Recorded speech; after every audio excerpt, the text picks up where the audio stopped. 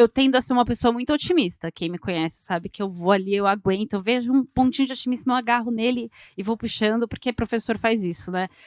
E eu acho que esse movimento de inteligência artificial, de desafios tecnológicos que a gente está vivendo na educação como um todo e na formação de professores em especial, no fundo, ele está nos provocando a ver um problema que não surgiu com as tecnologias e que não surgiu com a inteligência artificial.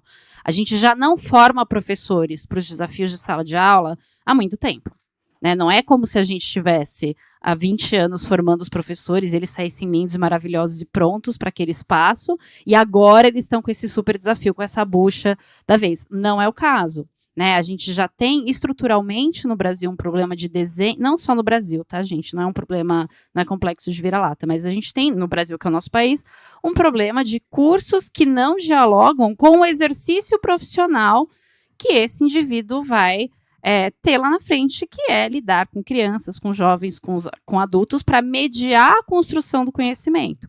Então, se tem uma coisa positiva nesse movimento, é que ele está forçando a gente a olhar para um currículo que já vinha carecendo de dificuldades, que já tinha problemas específicos que precisavam ser resolvidos.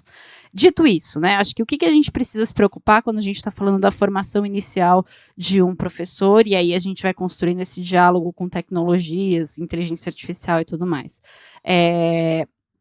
Um professor, ele precisa estar preparado, né, esse indivíduo, uma professora, um professor, ele precisa estar preparado para construir os caminhos para que as crianças, na sua individualidade, na sua relação com os outros, com os seus pares, para que eles possam construir um repertório que lhes permitam navegar o mundo. Navegar o mundo de maneira crítica, de maneira ativa, né, que ele saiba criar soluções para problemas que ainda não existem. Né? Então, esse é o grande desafio.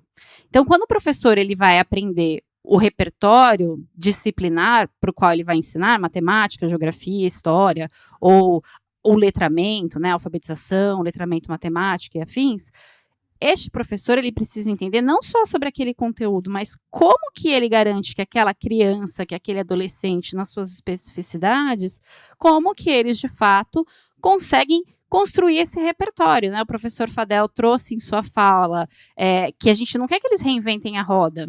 A educação, ela tem esse papel de mediar o acesso a todo um conhecimento que já foi construído.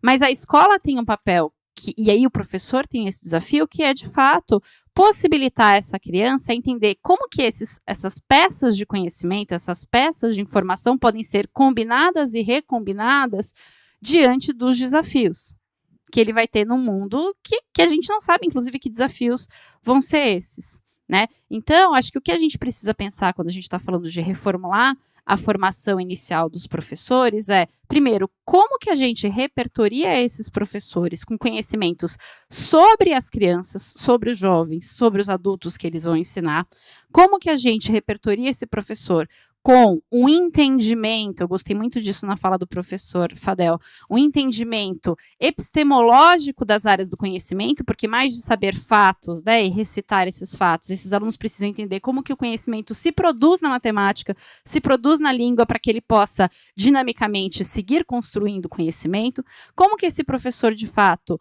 vai mediar o desenvolvimento metacognitivo dos seus alunos, para que eles sigam aprendendo, para que eles sigam engajados no universo, e como ele vai lidar com as ferramentas. E é aí que entra a questão da inteligência artificial, das tecnologias digitais, né? De um lugar de ferramentas que potencializam as aprendizagens, né? De um lugar de ferramentas que vão fazer com que esse aluno traga o seu melhor para dentro da sala de aula, que esse professor direcione melhor o uso do tempo, que ele consiga atender as diferenças dos seus alunos. Então, eu acho que o caminho da reformulação aí das políticas públicas de formação dos professores é, de fato, pensar um currículo para um profissional e não para um reprodutor de conhecimento, né? Para um profissional que tem práticas profissionais específicas. E aí, as ferramentas, os saberes, os conhecimentos, incluindo as questões digitais, vão fazer parte deste currículo. Acho que é um pouco por aí.